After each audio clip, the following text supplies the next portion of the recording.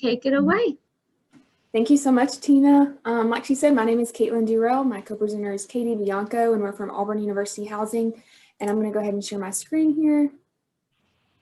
And today we'll be presenting on Hindsight is 2020. So what 2020 has taught us about communication to and engagement with your audience. And so we chose this topic because we know that communication and engagement have always been important pieces to organizations, with housing departments being no different.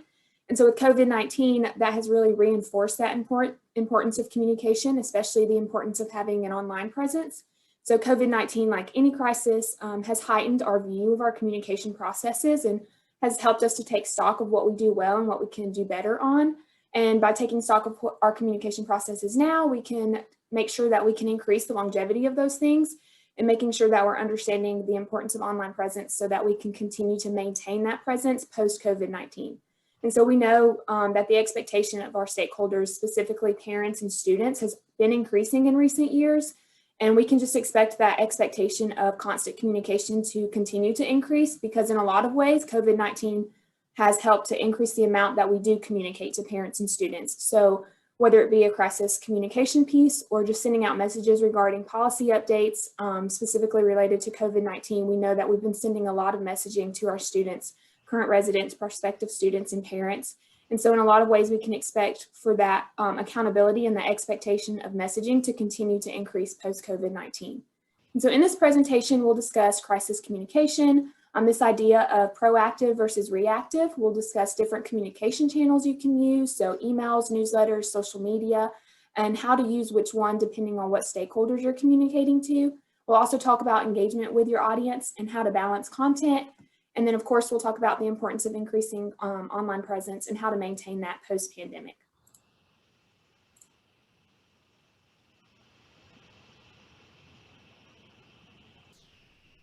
So just to talk a little bit about ourselves, we wanted to introduce y'all and give y'all an idea of who we are and what our background is.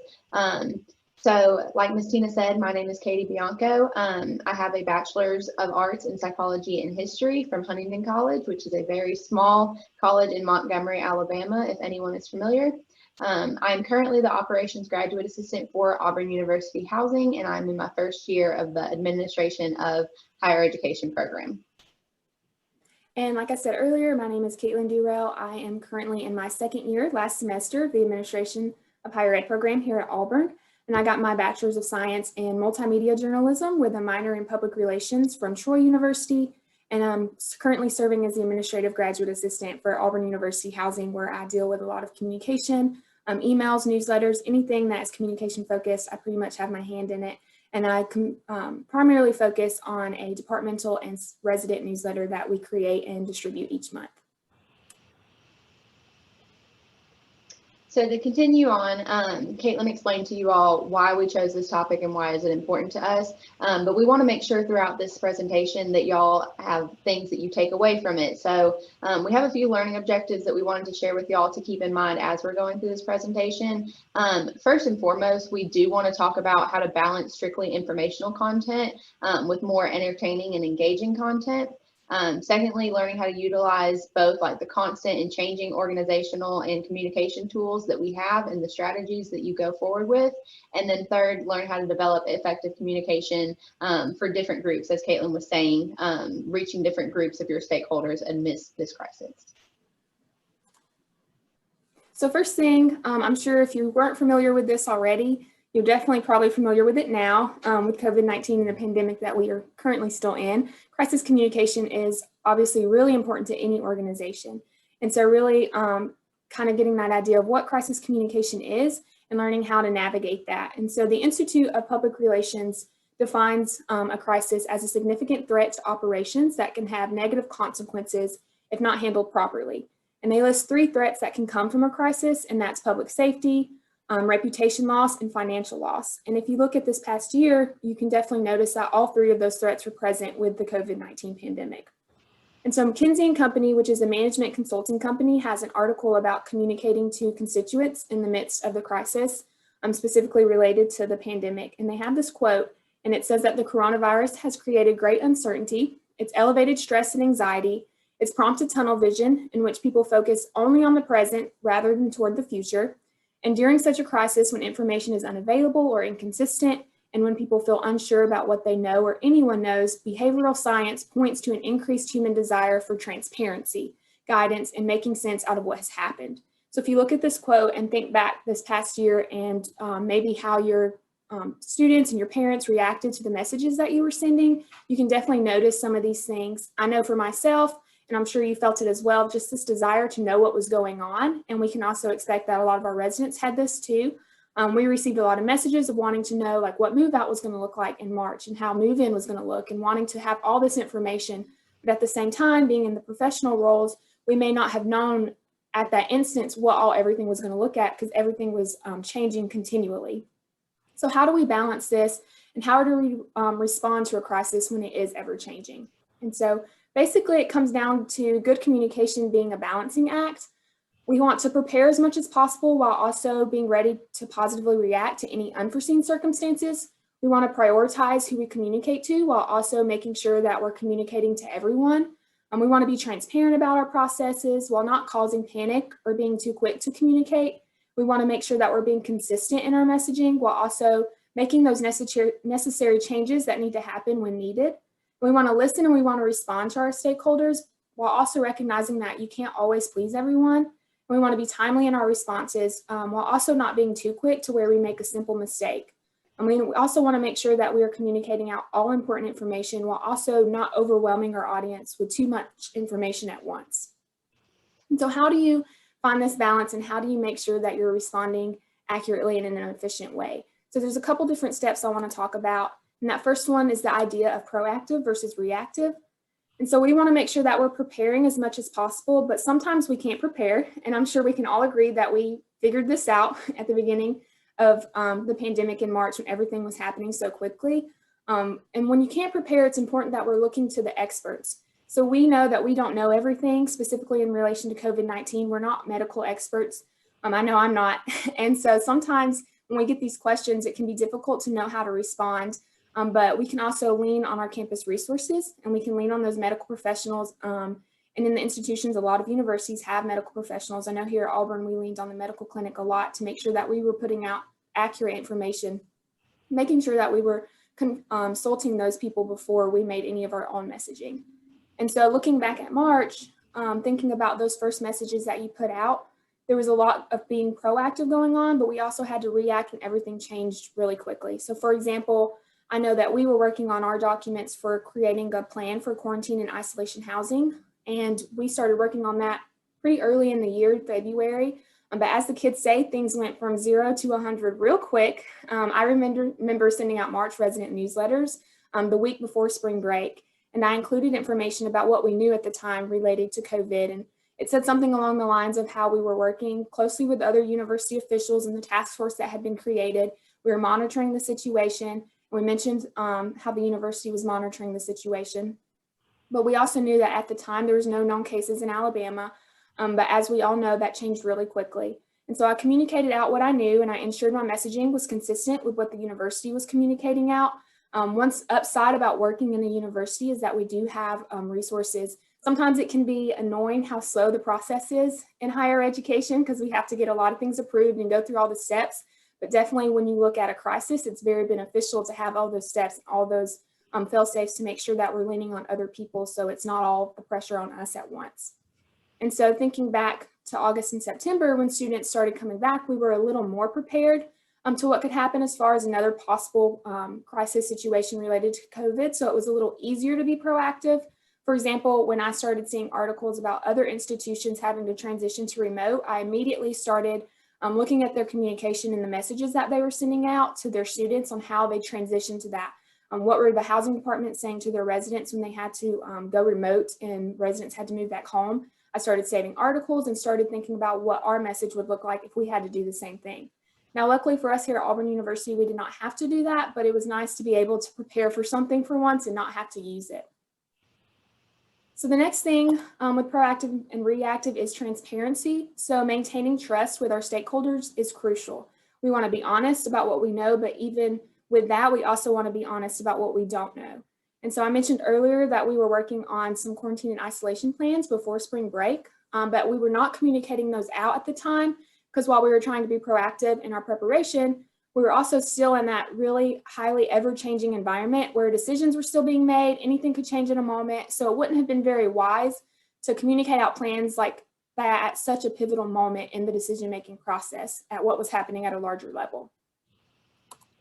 The next thing you want to make sure you're doing is listening and responding in a timely manner. This can be really difficult sometimes in the midst of a crisis. We want to make sure that we're continuing to listen to our students and their parents. What are they saying about our communication? Is it positive? Is it negative? If it is negative, why is it? And is there something we can do to change that? Timely responses are really important, and we don't want to be too hasty to where we make a mistake or put out information that's not correct. I'm thinking on a broad level and at a national level. I know in the fall semester, there was a lot of information released by the CDC as far as COVID being airborne, whether it was, whether it wasn't. There was articles put out, and then that was taken back. And so thinking about that and just making sure that on a departmental level, at an institutional level, that we're putting out information that we know to be true and not having to take back things that we put out and then come back with something else. So next thing we want to make sure we're doing is communicating to all stakeholders. We want to prioritize our stakeholders. So who needs to hear from us first in a particular moment, and from whom does the message need to come from? So not only is the message important, but also who is sending that message to who and how are they receiving that? So RBB Communications is a marketing agency, and they wrote an article where they analyzed 150 brand messages responding to COVID-19, and they discovered that 43% of those messages were sent from a C executive suite, so like a CEO of a company, and 39% sent from the organization itself, and then 17% were sent from an individual within the organization with less authority than senior management. And so all of our operational changes have been sent out regarding housing, especially at the beginning, were sent straight from our director. So when it came to move out, when it came to those really big decisions, those were sent straight from the director. However, like on a smaller level, thinking about communicating to your RAs and to your staff, those were communicated from their supervisors. So while they also, our RAs received the overall move out message from our director about what that was going to look like, they also received a message from their supervisor, making sure that you're still remaining that personal communication so that they know that they're valued in their position. The next thing you want to make sure you're doing is making sure you're consistent in your message.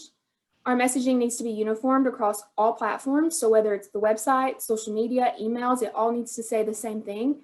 And even at a broader level, the communication that we send out as a housing department needs to be consistent with what the university is saying. So we want to make sure that our messages are always aligning with the university.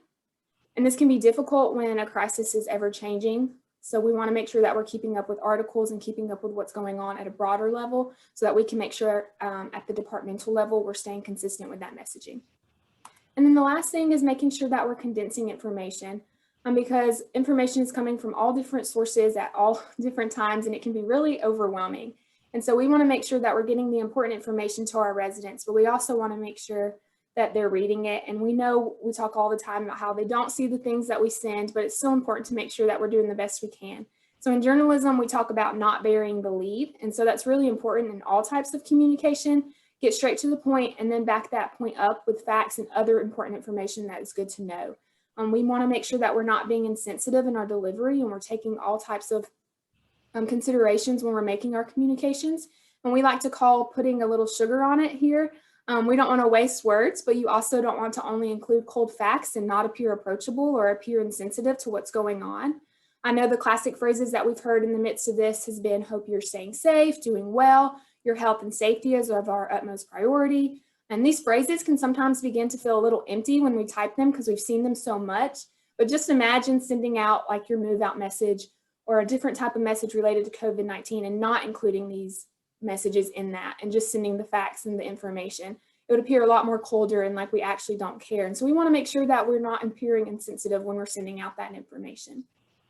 And so I know that was a lot, but I just kind of want to take a minute, and if you'd like to unmute to answer this question or type in the chat, we just kind of want to hear from you guys. Thinking back to March when everything was kind of beginning, what were some of the key messages that your department was sending out, and how were those received by your students and your parents?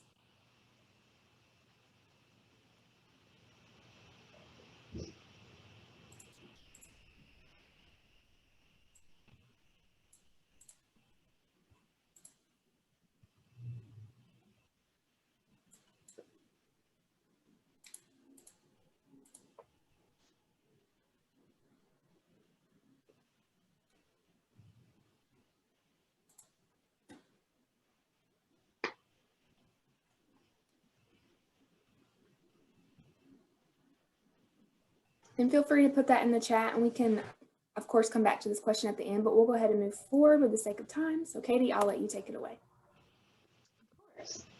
It looks like we have gotten a couple chats, so we can look at those and read those as people are answering. I know that the first chat says that not as many messages were from their specific department, but more so the broad university, as we have talked about some of those important messages early on specifically. It's really important for them to come from the C section of a university and an organization. So we're having a lot of messages come from the president as well, and department heads. Anastasia from Moorhead said that a mass move out email was sent out, which incited some panic and a need for quick move out of the hall, because obviously COVID-19 seems like it was, super quick and just always changing. So I feel that on the spring move out perspective. Another answer was because things were changing rapidly, it was difficult at times, I think, for students to know exactly what was happening and what they needed to do, and we learned a lot. I think we all can agree that this was definitely a learning process for all of us, especially with communication. And that's kind of what we're talking about here too, is how to improve your communication and grow from what we have learned of COVID-19. But yeah, there are definitely a lot of good answers in the chat if y'all want to check those out as well. We might come back to this a little bit at the end as well. So moving on, as it relates to different types of communication and different messages that we do want to send out, one of the most important things to remember moving forward is to make sure that you're balancing your content. We want to make sure that we're engaging our audience in other topics outside of COVID-19. I know that everybody has come to be used to the phrase, like, I'm so tired of COVID-19, I'm tired of hearing about COVID-19. I think all of us have felt that way at some point or another during this pandemic. However, we still are in a pandemic. We need to make sure that we, like I said, are engaging, but without minimizing the importance of our current situation. Obviously, we cannot just quit talking about COVID-19 because it still is affecting our everyday lives and operations, but it's important that we create other content outside of it. As Katelyn referred to earlier, putting sugar on what we're sending out. It's kind of the same concept of creating more fun content that you can communicate to your stakeholders. This is really important because people are very tired of hearing the negatives of the current situation. So we want to make sure that we're engaging and bringing positive aspects to our stakeholders and what we're communicating to them. One of the biggest things that's important when creating this content is to be creative and also try and find other ways to communicate with people about things that are going on around your university that are related outside of COVID. So as that relates to balancing your content, you can communicate things on different channels. We're going to talk a little bit about how to use different communication channels to communicate different things out to parents and students as well. So one of the first ways is the tried and true email. So I know we say a lot that students do not read their email, but it's still a great source and it's a great thing to use. And it's also just kind of think about having a paper trail. It's great to have that content and that information at least in paper form so that we know we sent that information out to the students and to our stakeholders. And so one way that we can try to ensure that students are reading them is making them easier to digest. So while keeping all that important information, just kind of making it more readable. So some ways you can do that is by breaking up your paragraphs, bolding the most important information, using bullet points, just trying to make it more digestible when those students are reading them. Another important way to communicate to prospective students, current students, and families is through your website. The website is probably the most informative source of information that people look to first, especially prospective students. So we're going to pull up our website and kind of show y'all kind of how Auburn University Housing communicates to our stakeholders through our website and what information we have listed. So I'll let Katelyn pull that up real quick.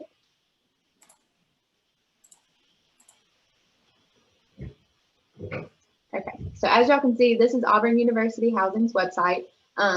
We have it kind of broken up into different communication channels and different information pools. As you can see at the top in the orange banner that Katelyn's taking her cursor through, we have home, which is just our homepage that we are on right now. We have resident info. That's our source for all things residential living, such as our policies, procedures, our residential calendar. As y'all see, room change week and room decorating contests are also two things that can be found under there as well. Under our Apply tab, we have information for all of our applicants, new applicants, returning applicants, spring and summer applicants, and just all steps that they need to know for applying and room selection. Under our Communities tab, we have each one of our communities here at Auburn University, as well as community information such as rental rates in different areas within that are special interest communities. And then finally, you can see under the About Us tab, we have all things that has to do with the digital signage that we communicate out, diversity and inclusion, employment within our department, the staff that is found in our department, and how to contact us. So like I said, the website is probably one of the biggest and most informative ways to reach some of your students, especially those who are prospective students. As we know, prospective students go to a university website almost first and foremost every time to learn about a university that they're interested in attending. So one of the things that we offer on our website are our resident hall tours. This was one of the things that we were impacted the hardest with COVID, was having to cease our in-person tours because of our COVID-19 precautions. Fortunately, since then, we have been able to reinstate them. So we are now offering in-person tours again. But definitely during March, when we had to completely shut down our operations and going into the fall, we were not offering them for a long time. And like I said, this hit our department the hardest because one of the biggest parts of prospective students' college search is looking to see where they want to attend and doing campus visits. So for us specifically, our prospective students are able to do campus visits and then also have housing tours that they can come and go on and see the residential halls that we offer. So when we were hit with COVID, that was one thing that we wanted to make sure that we are still allowing our prospective students access to because it's a huge decision in living on campus. So what we did was we created a couple virtual tour options. This was definitely super important for us to do. That way people could still see the resident halls without actually coming to campus. For us personally, we are able to utilize a website called Spark Adobe and able to create different residential pages on Spark Adobe to communicate information and show pictures and get the most real feel that we could offer being virtual. So as you can see, this is for the Quad, which is one of our resident communities here at Auburn. We included pictures and information that they would get when they're on the tour, as y'all can see through this website. A little bit further down, we also offered a YouTube link that was an actual virtual tour of one of our housing ambassadors taking a virtual tour around the building. So we try to offer as much normalcy to this virtual tour option as we could, so students could see what it would be like if they were in person. The best thing about these websites is they're completely customizable. You can do as you please with as far as the layout, pictures, information, verbiage, all that good stuff. And it's also free. So that was a huge part for us, is we could create all of these virtual tour pages without, costing our university anything, but definitely still giving our students something to rely on when it comes to their housing experience. So, and finally, at the very end, we also implemented the student experience so they could hear from other students what it's like living in the resident halls. So that could kind of help boost their decision to live on campus. In addition to our virtual tour pages, we also offered what we called live virtual tours. What we did is our housing account set up a Zoom link that was for each virtual tour option that we offered. And that way prospective students could hop on a Zoom call with a housing ambassador who would take them through a live virtual tour. It literally was our housing ambassadors holding their phone and panning through the resident halls. But if that's what we needed to do to give our students and our prospective students and our families the most normal virtual tour that we could, that's what we did. So that was definitely something that we utilized heavily during the time of our shutdowns, especially. As I said, we're fortunate that we have implemented in-person tours, but virtual tours are definitely something that we use during this time of a pandemic. Virtual tours are also something that we plan to use going forward. Obviously, we are still in the midst of a pandemic and not everybody is still allowed to travel and come to campus as they wish. Even when we do get out of this pandemic, we'll still continue to implement virtual tours because I think it's really important to be able to be a prospective student and find everything you need at kind of like a one-stop shop on a website. That's really important for a lot of people and to pique their interest. So especially when you're talking about families who are coming from hundreds, thousands of miles away, we can pique their interest through these virtual tours so they can see, oh, this is definitely somewhere I want to visit. So virtual tours are something that we definitely utilized during the pandemic and during the shutdowns, but will be something that we continue to utilize going forward. And another way to communicate I mentioned earlier is through newsletters. So here we have a departmental newsletter that goes to our staff, and then also a resident newsletter, which is on our website, and it goes to all of our residents. We're able to use this to give any updated policies, any updates that students need to know. Also just talking about regular processes that they may want to be aware of, such as room change week or how to use your laundry. Information like that, it's really beneficial to put in a newsletter in like a digestible format. We were also able to use our newsletter when we created a new move-in plan. We were able to put all of that information in one document and send it to students so they had it in one place. We were also able to use it prior to students arriving to campus in August to update all of our new policy updates as it related to COVID-19. I also have a couple of examples. So the doorstop is the monthly departmental newsletter that we use, and then the resident being the residential newsletter, which you can find on our website if you're curious to see any more examples of those. So the next important point that we do want to mention as a form of communication is through social media. Social media is definitely one of the most important things that your department needs to utilize when reaching and engaging your prospective students, current students, and their families. We talked a little bit about the concept of reaching versus engaging earlier. Reaching is simply as it sounds. You're just reaching the student, you're communicating the information, but it's very important to also engage the student. We want to make sure that we offer some form of interactive communication pieces. As Katelyn talked about earlier, email is the biggest example of reaching, but we find that, sometimes students don't always read their emails or read the things that we send out. So we want to make sure that we're also engaging them and getting their attention as well. So the first form of social media that we're going to talk about today is Facebook. So Facebook traditionally has been how we reach a lot of our parents. It was very popular in the early 2000s and has kind of started to taper off in popularity with the younger generation. We find that mostly the older generation is on Facebook. And y'all, when I say older, I mean like 25 plus. So like we fall into that category too. That's just how it is nowadays. Facebook is not as popular with our younger prospective age students. But it's definitely still popular with our parents. And so we use social media, or we use Facebook to communicate to our parents. Mostly that is their news and information outlet from us. We find that that's really important to be able to reach the parents as well as the students because, they're a huge part in the college decision process. A lot of times they're who is paying for the college that their student is attending. So it's definitely important to reach them and engage them as well on social media and not forget about them. We also know that a lot of parents have Facebook groups. Whether they're official or non-official, we know that parents are communicating on Facebook to each other. So it's important that we have our online presence on these Facebook channels as well to make sure that we can communicate accurate information to them. So the next form of social media that we'll talk about is TikTok.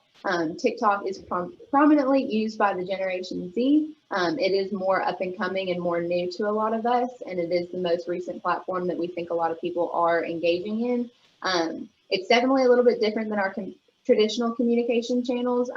TikTok is usually less informative and more so for as I talked about earlier, the fun content. So specifically for Auburn University Housing, we've been using TikToks to get our virtual tour pages out there and also offer a mini virtual tour of our resident halls. Very little information is communicated out on TikTok. Really, it's just a video and pictures of our resident halls. But this is just the style of TikTok. So I definitely recommend for any department, if you have not started using TikTok or looking into it, I definitely suggest you do because most of our Gen Z, which is prospective student age, is on TikTok, and it's definitely a good way to reach them and engage them.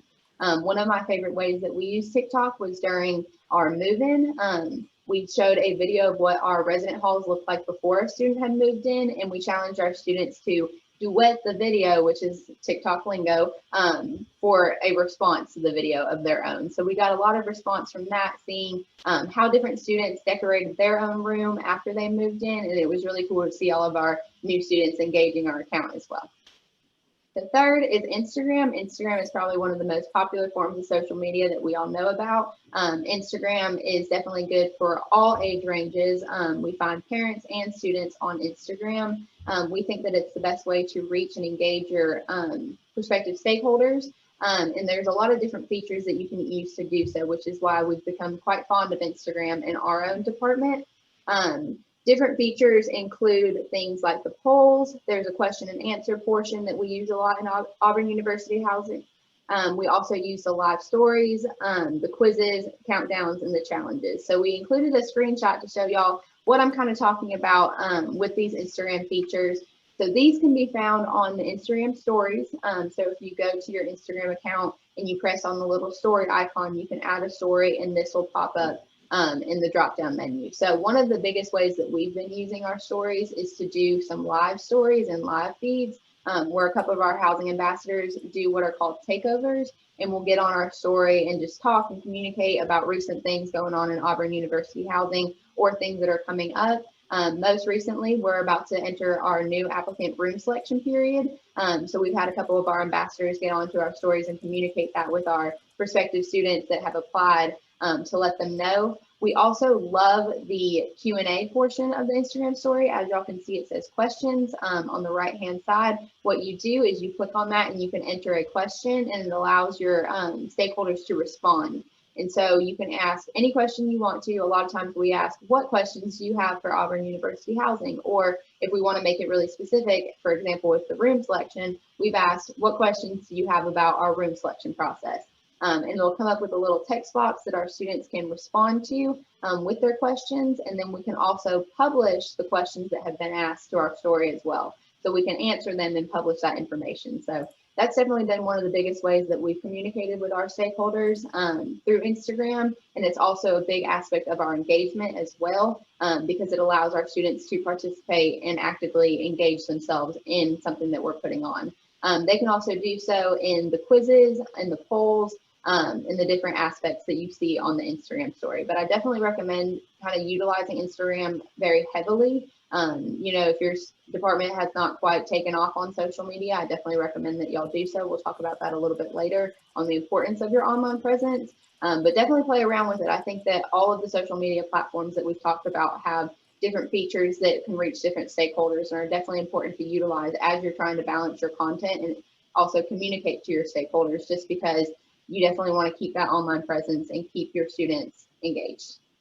The last thing that I want to talk about social media, I know that I've been talking about how we reach and who we reach through different channels. If you're wondering how to do this, most social media platforms have an analytic feature to them where you can see who you are reaching. Some are free, some you have to pay for, but I definitely think it's worth looking into because these analytics will tell you exactly who you're reaching on each account, which is definitely the best part to know how to reach and where to reach.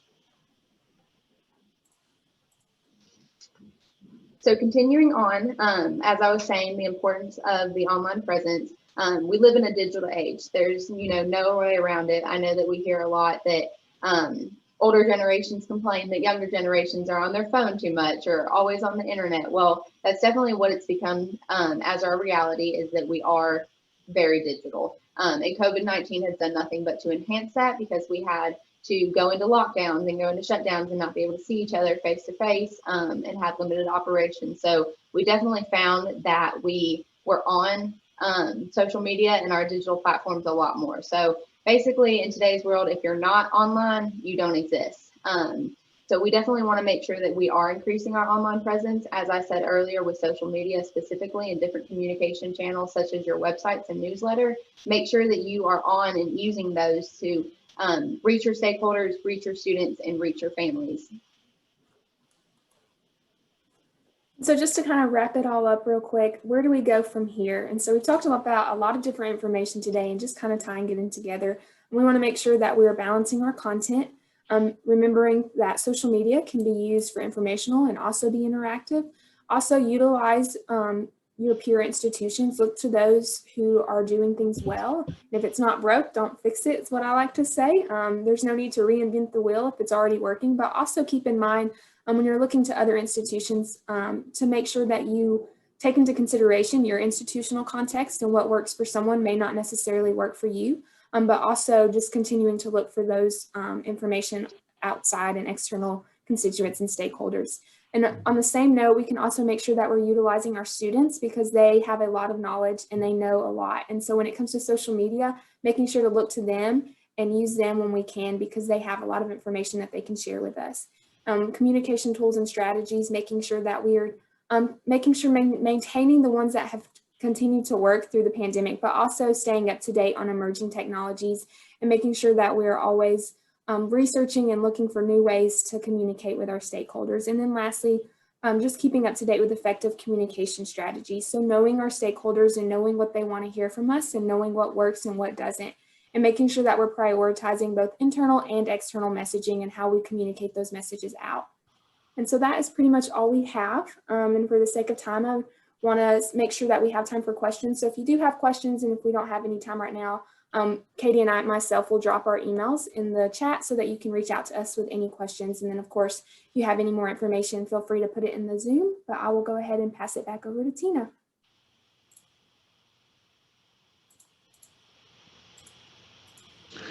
Awesome. Thank you so much, Katelyn and Katie, for your wonderful presentation. We are going to be putting the evaluation link in the chat here in a bit, so then you can fill out the wonderful feedback you have for Katelyn and Katie. But again, thank you so much. And yeah, feel free to ask questions if you do have any questions for Katelyn and Katie, but if not, I will be posting the link. Thank you all so much.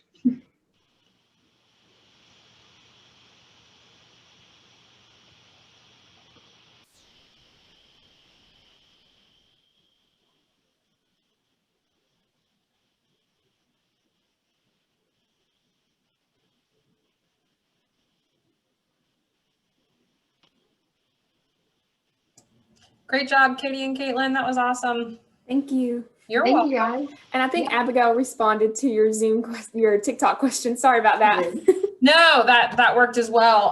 I know that you talked about like the Instagram takeovers, which we do, and we have our students do that as well. Like we educate them and train them. But I didn't know for TikTok if it was a little bit, if you had pro staff doing it. I thought a lot of your stuff looked very professional. So do you all have like a internal to your department marketing team or?